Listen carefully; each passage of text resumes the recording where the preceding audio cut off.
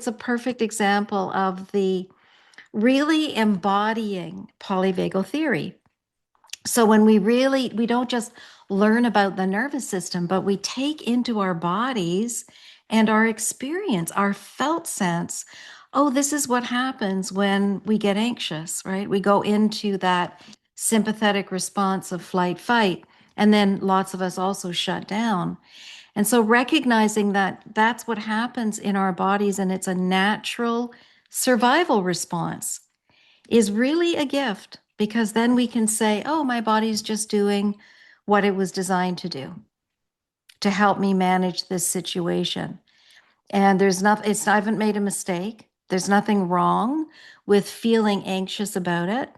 And the paradox is that the more you can say that to yourself about really any response we have, doesn't mean we're not responsible for our responses, but that we can say, this is what my body's doing right now, including addiction, right? This is what my body is doing right now to keep me alive and to help me to survive what feels really dysregulating inside. And that's okay. That's how our bodies are designed to work by Mother Nature or God or the stars, or however you imagine that power, that energy to be. And when we really take that in, it's profound, because it helps us to be able to relax and to say, I haven't done anything wrong. I'm not a bad person. Sometimes we do bad things that hurt ourselves and hurt other people, or we do things that we feel embarrassed about. And that's just how bodies work. So we can forgive ourselves and accept that we are going to become dysregulated, and that that's actually a good thing, in the sense that not if we stay stuck there, but if our nervous system has that capacity to be flexible. So, I think a lot of people begin to interpret polyvagal theory and working with the nervous system to say, oh, well, the goal is that we all feel calm and we all have this great kind of ventral energy in our bodies. But if we all stayed in a ventral state of safety and something was really unsafe, our body wouldn't be mobilizing to help us to deal with it. So all of those different states in the nervous system are a blessing.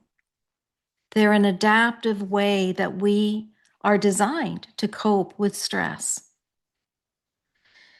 And really taking that in, especially I think more than ever in the area of addiction, where I don't know that there's more shaming anywhere in our culture than in addiction. And really taking that in and being bold about defying that. I remember when we were in Dublin at the conference last year, and I remember really making a point of that, in the presentation that I did, that's, I think, the most powerful thing we can offer to ourselves and to each other in the world of recovery and addiction, is that addictions are designed to keep us alive. And while it's problematic, it's what helps at the time when there isn't anything else available that feels that you're capable of even reaching for it. And that is really profound. Oh, my body's just doing what it was designed to do to keep me alive. So really taking that in then, not just as an idea or any of what we share today or any day. It's not just an idea. We were talking, John Byrne, about the beautiful work of Eugene Gendlin and focusing. And Gendlin's huge strength was that he said, take all the concepts that we're going to share and bring them down into how they feel in your body. So that's what this work is about. It's coming into, how does it feel in the center of my body? So today we're going to talk about our family nervous system states, right? So important. I guess we probably don't talk about this enough. But we do talk about intergenerational trauma. So today we're talking about intergenerational trauma in terms of how do my mom and dad's nervous systems, how have they shaped my nervous system? How has my whole legacy shaped the way that I live in my body? And it's a really a fascinating area to delve into. So I'm going to give you a little overview, and Patrick's going to put in the chat a workshop I'm doing. It's a 4-hour one, so we're going to dig down into that. And I'm inviting you with a 50% discount, and there are also scholarships. So wanting to really give access to this work, because I think it's crucial in terms of really doing the deeper underlying work of that behavioral response of self-harming. So we're going to go into some slides. The guys that know me know that I love working with the slides with color and shape into the body. And then we're going to do a practice that helps us to ground and come into the nervous system, the Felt Sense Polyvagal grounding practice. That's the basic one that those of you who know me will be familiar with it. And you'll also be familiar with this idea that we do things over and over and over again. Not everything is about something new. It's about practicing something so that you're literally building these new neural pathways in the brain that are how we heal from trauma and addiction. So shifting us out of that trauma feedback loop where addictions are keeping us alive and into that empowerment loop. We'll review that as we get into the material. Okay, where am I going? Share screen. Here we go. And we'll go through the material. Try to really be in your body as much as you feel safe enough to slow down a little bit and come inside. Okay, so here's the model that I put together over 45 years of doing this work. This is about before words, right?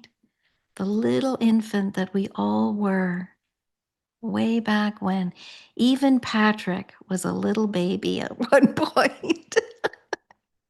We were all little babies. Yeah. So this is about the nervous system that we inherited and that we can transform.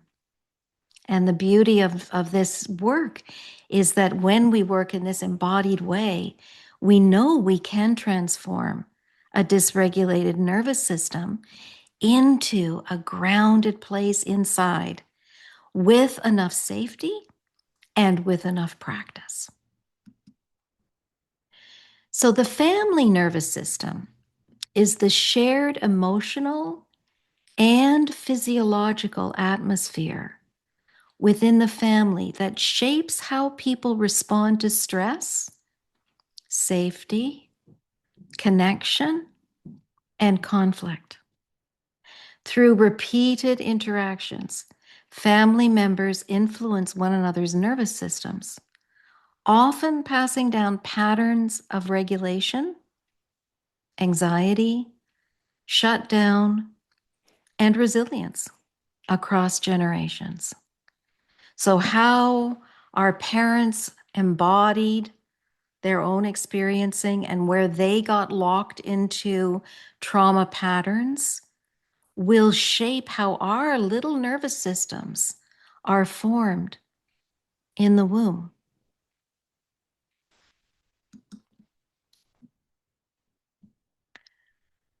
So nervous system patterns in your family. What do you know about your parents' own nervous systems or attachment history? So we're going to go through a lot of questions. And what we're doing here is just dropping these questions down into the body. And at the end, we'll do a deeper practice. So what do you know about your parents' own nervous systems or attachment histories?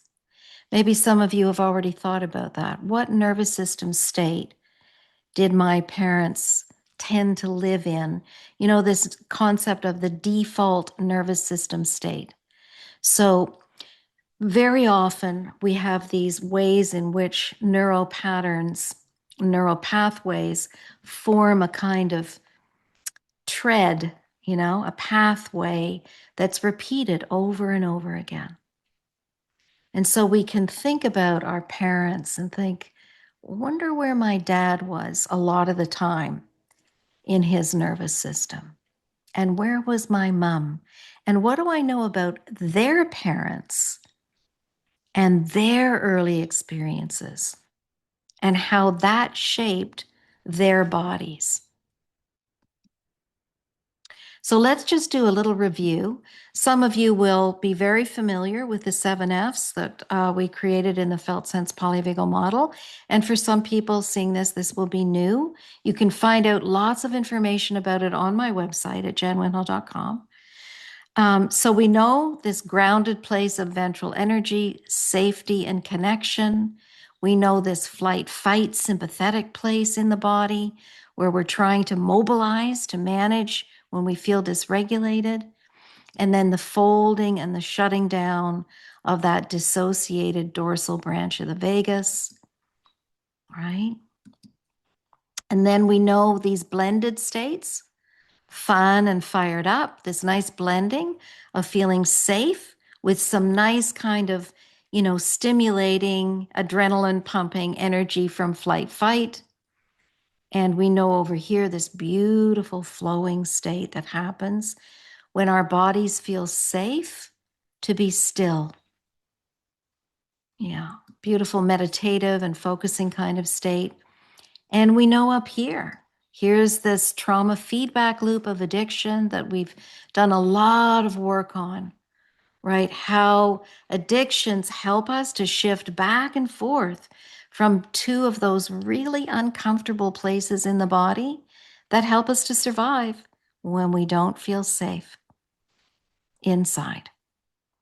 And we also know this very important one that we've called favoring others for survival, the appeasement state, where we're in that trauma feedback loop and we're trying to stay safe by pleasing somebody or a group that has power over us.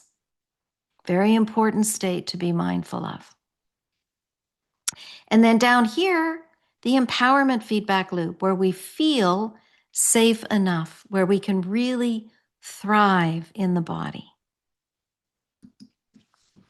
And remember Steve Porges' word for neuroception, right? This is the unconscious process in the body that detects how safe we feel. And he had to make up a word for this because there was no word in the English language that really named that process, that unconscious process from the brainstem that's constantly monitoring for how safe we are. And this is the center, really, of polyvagal theory, understanding that how safe we feel in the world determines everything else. And to really remember, too, that we don't use addictions, we don't need addictive processes when we feel safe, right? Addictions don't happen when we feel safe and secure in the body. And so you can see how working with the nervous system and the family's nervous system is key to freeing ourselves from addictive patterns. So signs that we're feeling unsafe. In that hypo-arousal state, the dorsal branch of shutting down, numbness, brain fog, collapse, flat affect, and disconnection. A very powerful place in the nervous system that addictions often take us to for relief of pain. And then the hyper-arousal state, anxiety, restlessness, rapid speech and panic, and hypervigilance. So again, let's think about growing up What kind of resonates with your body? Where was mom? Where was dad?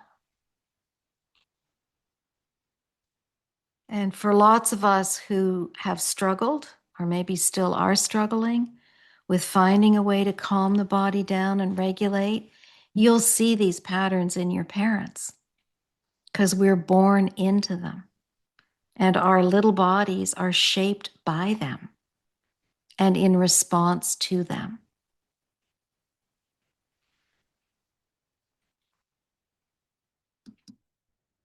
So we've got our 7 steps of focusing. We've integrated checking in with the nervous system as part of that. My cat is going to walk across my desk. Excuse me, Lewis, please get down. Oh, what a wild man. Yeah, so then coming down into the body, and remember that felt shift that occurs when we start to feel that sense of safety and grounding. That's when we know we're literally rewiring those neural pathways in the brain, in the body, and moving away from dysregulated states that we grew up with. And working towards a felt sense of safety. You know, healing trauma isn't about reliving the past, but it is about helping our nervous system to safely experience the present. So right here and right now, noticing in your body, is it okay as we begin to explore some stuff that can feel unnerving, right? Thinking about maybe dad's anger, thinking about mom's denying and shutting down, thinking about taking care of mom all the time, thinking about dad's dorsal state of depression, whatever those nervous system patterns that start to come to you as we delve into this. And noticing this man's beautiful smile, right? There's a guy that feels good. He feels safe. You can see it in his face. Yeah. And so Gendlin talks in the beautiful little focusing book. There's so much wisdom in there. And he talks about body trust. And he says, every bad feeling is potential energy toward a more right way of being if you give it space to move towards its rightness. So here we're doing this, right?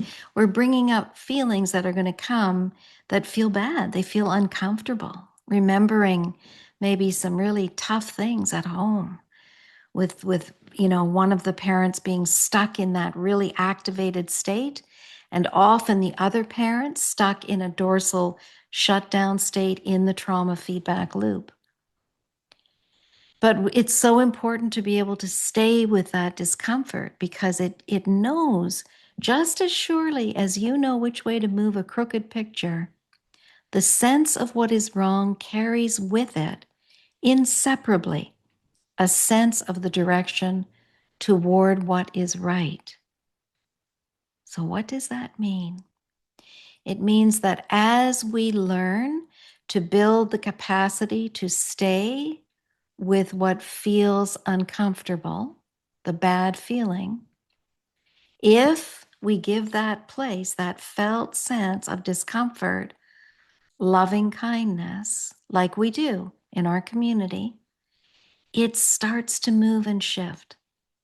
And we can bring literally into those stuck places a loving sense of healing. And it works. A lovely kind of shift can emerge over time. So we've got our 2 embodied processes when we work with the felt sense of interoception and when we work with neuroception from the vagus nerve, that long cranial nerve in the body. And just now, if you allow your body to feel into that bi-directional feedback loop in the body, isn't that amazing how bodies are continually monitoring how safe do I feel and what am I experiencing as Jan's taking us on this journey back into my family of origin, and how my parents and maybe my grandparents or other people that were around that had a big influence on me as a little kid, how did they live in their bodies? And how did that impact mine?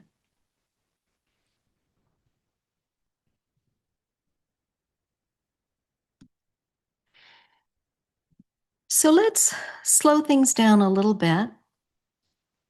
And I'm going to stop sharing and come back to you.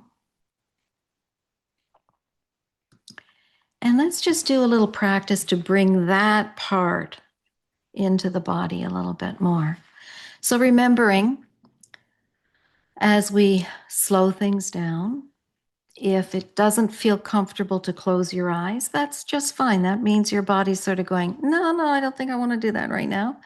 And so you could just pause a little bit and maybe notice what's around your room. So coming into the body means we have to slow down. We have to slow down and learn how to feel safe enough to begin to get a sense of coming inside. And so if that doesn't feel safe, that's just fine. You could just listen to my voice and keep your eyes open. So slowing things down and softening your gaze and coming down somewhere into the center of your body. And we just want to get a little sense of what's going on inside as we're opening up places that could feel uncomfortable, right? So we always want to start with finding some kind of grounding. So noticing your feet on the floor,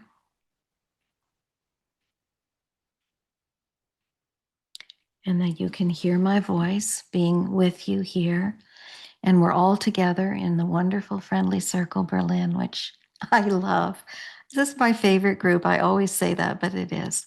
It really is. I think Patrick has done an amazing job, and all of you, in bringing together such a big group that can feel so safe together. And even when it doesn't feel safe, it's a place to be, to really be curious about that in a gentle, gentle way. So feet on the ground, feeling down into Mother Earth. And I want us to find a place where you feel okay.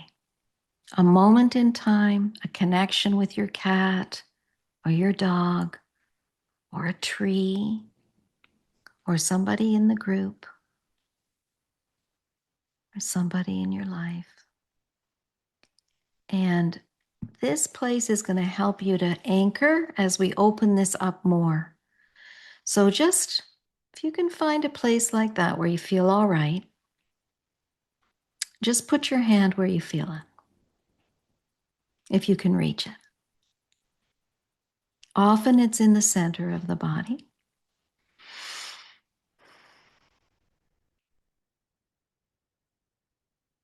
But it might be the soles of your feet.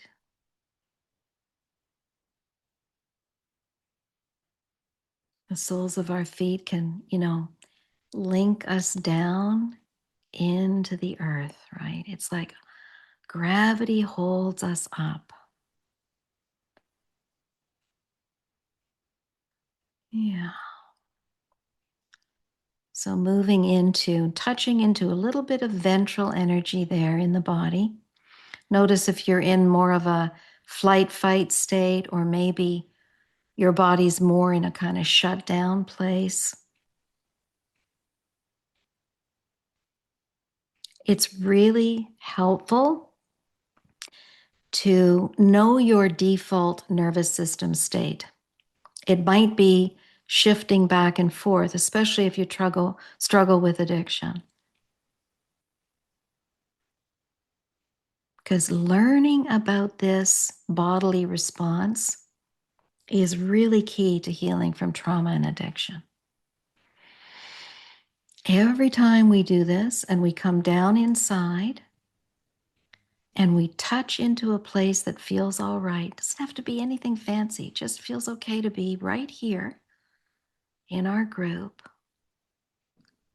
we are literally building safety, new neural pathways into your body.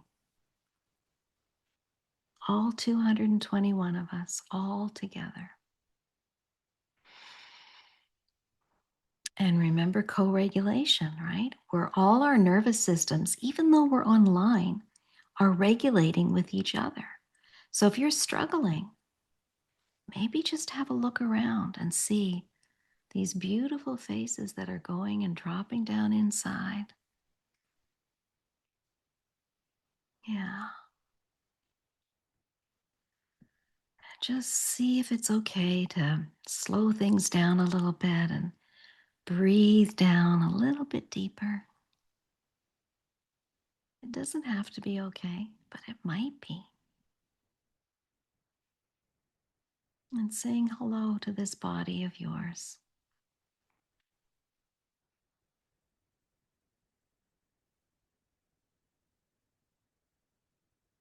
Slowly down inside. And then see if you can find a handle, right? A handle, step 3 in focusing, for like a word or an image that captures the quality of this place that just feels all right. Sometimes it comes in a picture.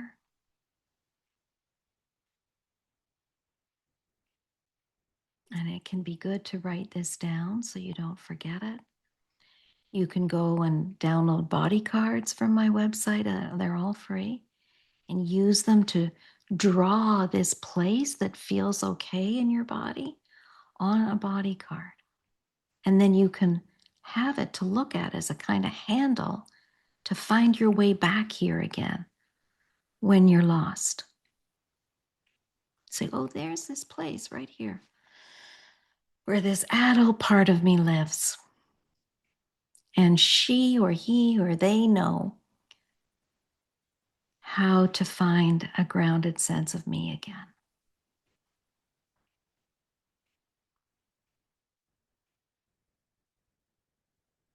So as we go through the material more and we're bringing in these memories, we're just going to touch lightly, just touching lightly of mom and dad, maybe auntie, uncle, cousins, just touching lightly and holding on to this anchored place. I love Deb Dana's anchor word there. It's just so brilliant, right? It's an anchor. It keeps you here, eyes wide open, present when you're not inside, connected. Yeah. Okay, so now we're going to slowly come back and just getting a sense of, what does feel kind of familiar to you? Do you have a body that tends to get tight a lot? Anxious, fidgety? Do you have a body that really tends to go dorsal and numb a lot? And does your body shift a lot back and forth? And are you aware of certain behaviors that you will do that will help you to move back and forth. And where did you learn that? Who was shifting back and forth at home when you were a little kid? You know, it can be really profound to understand parents' absent, abusive behavior through the nervous system.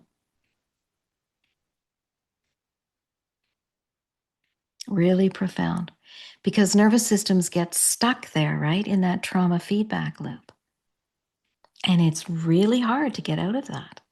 And people don't know that. Okay, let's go back. I'm going to share again.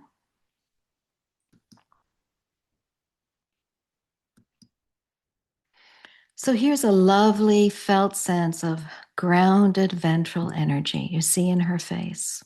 Just a lovely face. Warm, connected. And even just looking at these kinds of pictures can help us through that kind of visual cue to begin to feel some of that inside the body. I'm thinking about, were people in my family connected to their ventral energy? Did people look like that in my family? The kind of a smile, really engaging eye contact. And here's another one. Such a beautiful face. Building your capacity for presence, right? Presence is what this is all about. Being able to show up, feeling alive. So as your capacity for embodied awareness grows, so does your ability to bear witness to intensity in other people without retreating into avoidance or overfunctioning or dissociating. So as we become more present, we can be more present for those around us. And vice versa. If we're not present, those around us are not going to feel close to us. So I love Judith Herman's 3 stages of healing. I talk about it, I think, in both of my books. I just think it's brilliant. Way back 45 years ago, we didn't have this. I mean, she really gave this to the profession in the 90s because we were all kind of re-traumatizing people as trauma therapists without, of course, realizing we were doing it because we didn't have this phased approach. So the first phase is establishing safety always, and we just did that with finding some grounding. Finding some grounding before you go inside. And then the second phase, remembering and mourning. And that's where we're going now. Remembering back and mourning.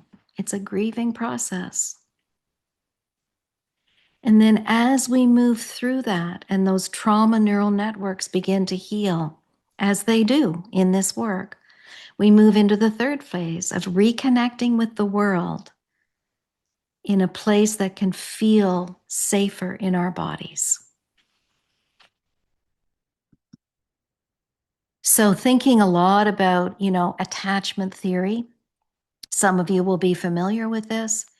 And what I did is I took the basic kind of patterns in an early attachment relationships and related them to the nervous system states.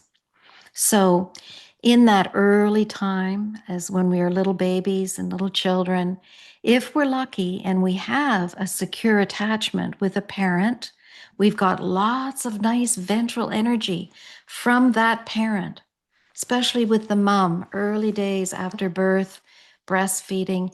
If mom's nervous system is calm enough inside with some nice excitement and fun and playfulness, we're going to be doing really well. We're picking up and building on those neural pathways in mom and down into our little bodies. If, however, there's a lot of insecurity going on, either in mom style or in dad or other parental figures, caregivers, and we're feeling that sense of either avoidance from the parent or ambivalence, like sometimes they meet our needs, sometimes they don't, the world is pretty unpredictable, then our little nervous system is going to be shaped by that unpredictability. It's going to go up into flight fight.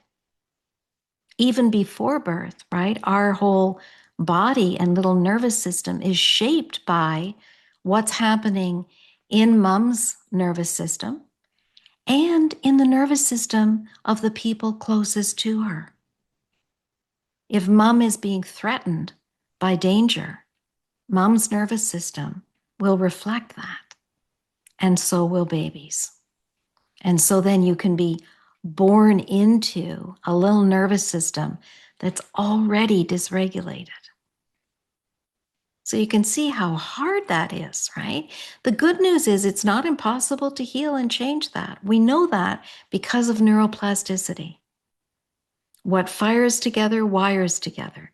So we can also change what fires together by doing these practices, just like what we did just now. And then the most intense and difficult attachment style is what we call disorganized, where our parent is either terrifying because they're stuck in rage, or they're terrified and they're stuck in dorsal shutdown. Either way, in that trauma feedback loop, our little nervous systems are going to be super challenged. They're going to go into the trauma feedback loop too, because they're not getting that anchored ventral energy.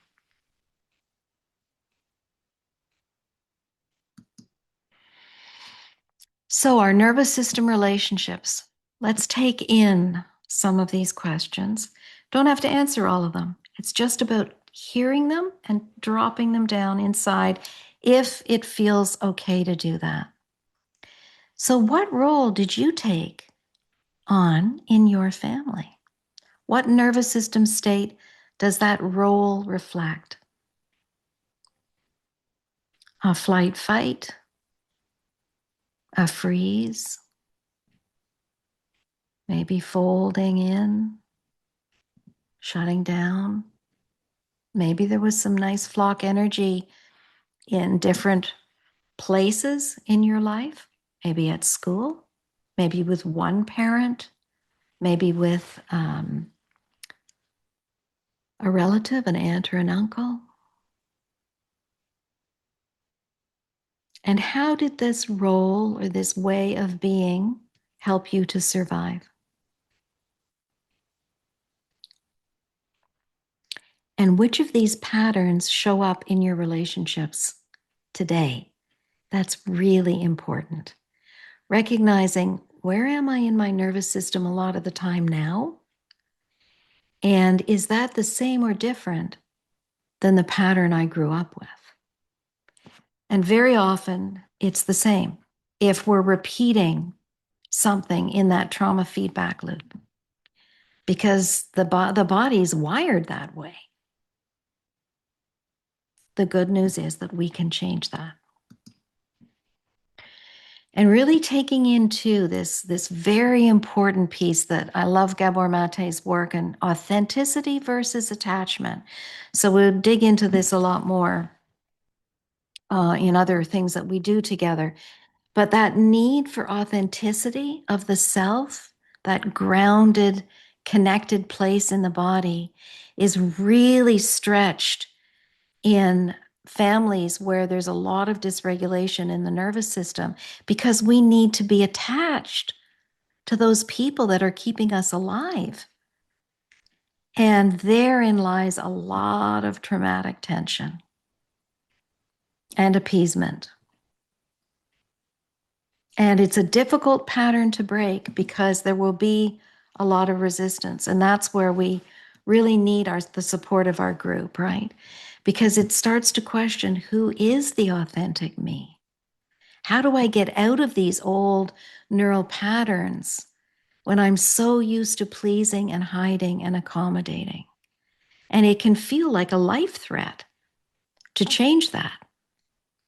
And yet, paradoxically, that's often what we need to do in order to move into more safety and grounding and away from addiction. So here's this trauma feedback loop, right? And when processing moves too fast in a situation where you're not allowing yourself to have that phased approach of slowing things down and finding grounding and anchoring first, then people will start flooding and dissociating and feeling mixed up in terms of cognition and really escalating emotionally or shutting down. So when there's too much stimulation without safety.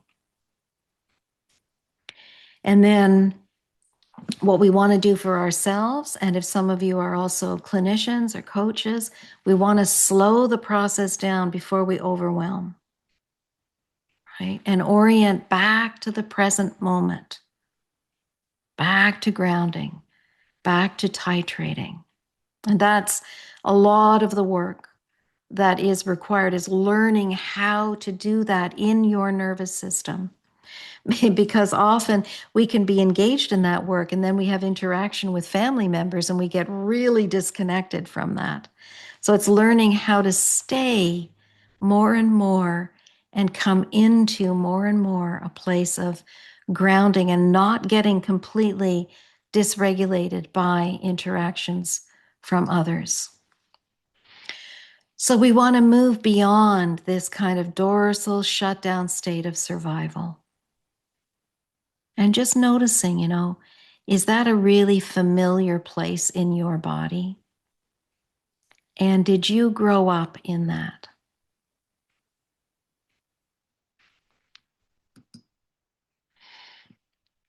So really remembering too that, trauma is so often the underbelly of addiction, right? And that we want to be thinking about trauma in that feedback loop and how it impacts the autonomic nervous system. And we also want to embrace and bring in any healing group that we're doing, that trauma-informed therapy is for people that are also stuck in patterns of abusing themselves and other people. So much of the trauma work that we do is focused on the survivor and the victim. But it's very important to recognize that folks who end up hurting other people were hurt. They were hurt too. And as long as we create safe enough containers, it's very important to work with people that are stuck in fight.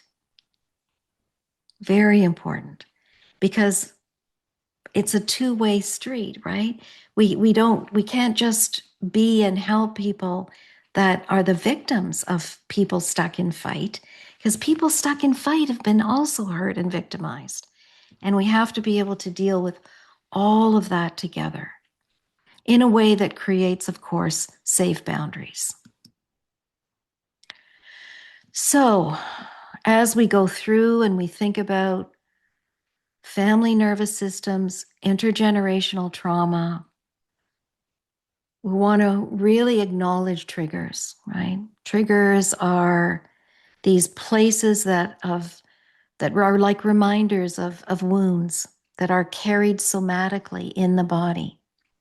And it's easy to see them as horrible and want to just get rid of them. But from a really somatic point of view, triggers are like lost parts of ourselves, lost experiences that are roaming around in our psyche that get activated by different things happening to us. And they really are the body's way of letting us know, oh, there's a really painful, wounded place there. And it needs to be reclaimed and integrated in order to be able to really heal.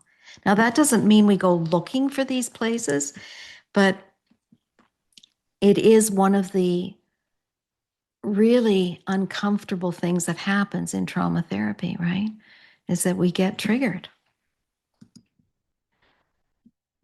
And those triggers, and here's some body cards for those of you who would be new to this, really show in your focusing practice with your partner these black cages of dorsal energy and the orangey kind of bubbles of flight fight in the body. This is a body card of a person who's addicted to food, to sugar binging, without a felt shift in the process.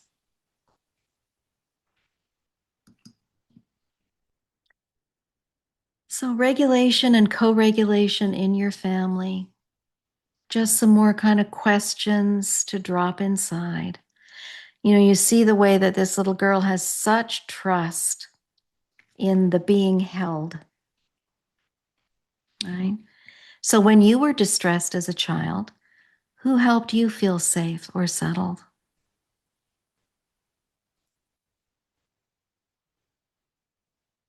Did you learn to soothe yourself? To hide your feelings?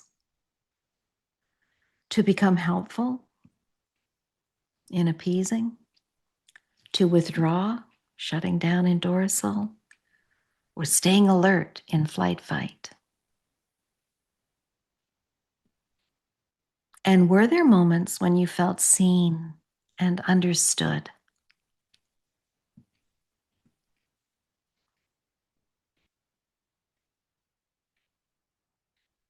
And what was your default nervous system state back then?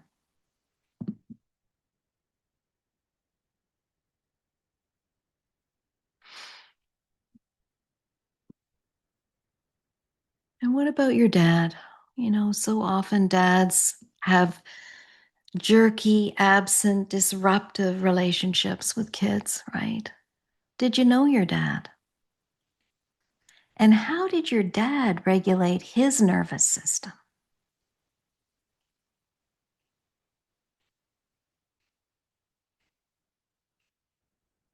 Let's just pause here. So, as you reflect on this, what do you notice happening in your body right now? Remembering to come back to that grounded, anchored place, to keep it there with you as you're exploring.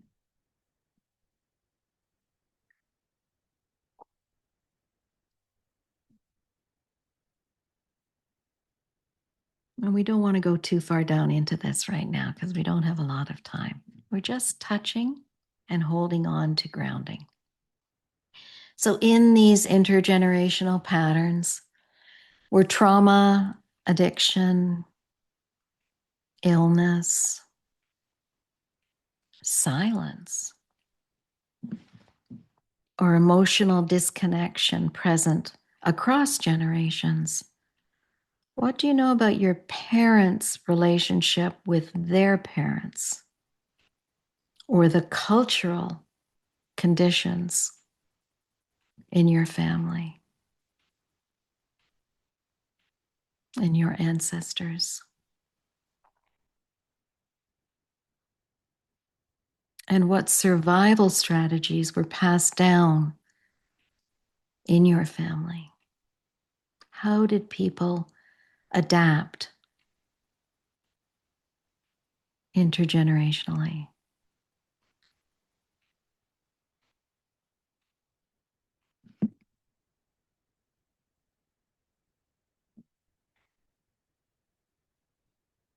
So let's pause here. What's happening in your body as we explore your family nervous system? And just take a few moments here. You might want to make a few notes, or just allow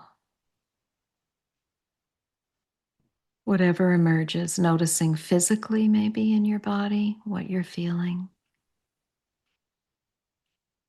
Holding on to the grounded place and exploring Whatever is uncomfortable, just touching very lightly and coming back.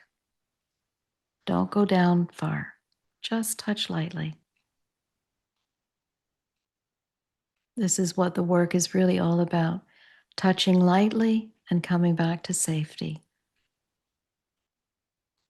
Touching lightly, coming back to the feeling in the group of co-regulating, holding on to my voice, feeling your feet on the floor, noticing the beautiful colors in this slide, and just feeling into being together. So healing is a really circular kind of pathway, right? And just breathing into that. It's a circular pathway. We go down and around and come back many, many times as we're building new neural pathways in the brain, and then down, right down into the belly. And it's very iterative. Iterative. That's a great word. It goes around and around and around and back again as we circle around. Lots of times people feel like they're just going around in circles and not healing. But if you're going around with another person who cares, with a focusing partner, with your group, then as you go around each time, you are literally building a new pathway of healing inside. It may not always feel like that, but that is what's happening right now. So we're pacing. We're pacing and slowing things down to stay safe enough, rooted in felt safety.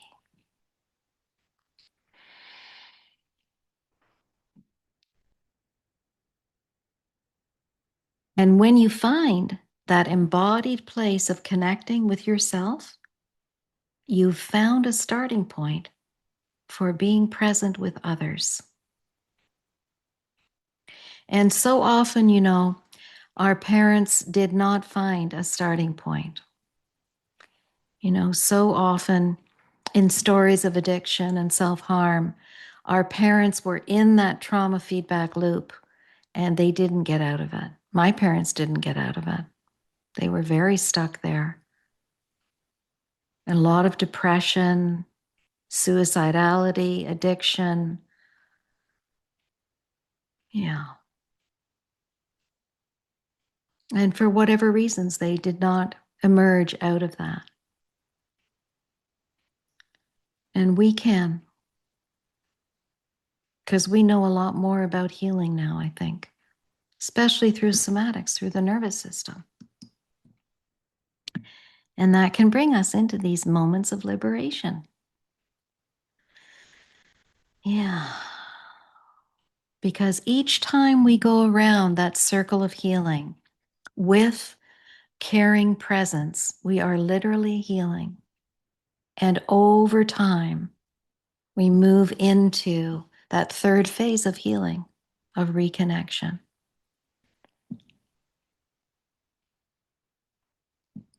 Often in a way that our parents and our grandparents were not able to do.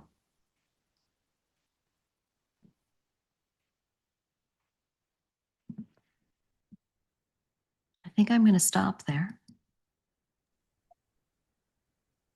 The attachment practice, we're not going to do that. It's too intense, but it's in my book and we do it in the workshop. Okay, I'm going to come back to you. Here we are. Take extra, extra good care of yourself today. Have a nice warm bath with nice smells around you, or go for a walk in the woods, or, really taking tender care of ourselves when we're doing this deep work. Yeah. Yes. Well done, Robin. Thank you. And thank you, Jen. That's all we have time for. Yeah. This was powerful stuff, and I do appreciate how you always bring it back to safety. Mm-hmm. I know that Robert was here. You had somebody had asked me, do you still do the partnering up with Felt Yeah. Sense partners? Yeah. Yes, absolutely. And we always do those because I'm a focusing trainer, so I love them. This is such important stuff, Jen. Thank Hmm. you. This has Thank you, been everybody. quite is there some little thought you'd like to take us out on? Oh, the power of connection. Really. It's amazing. I really do love this group. And I feel way more energized than when I started, which is a really, yeah, a good indicator of when you're engaged in a really good ventral practice. Here we are. We've talked about such painful things, and yet keep your eye on the good energy. I'm going to the gardeners now to buy my plants for the summer. So keep your eye on the good stuff. Find the place in your body that feels safe and energized by the group and hold on to that and keep coming to group things, coming to community. Community Yeah. heals. That's what we say. Keep coming back. It Keep coming works. back. It works.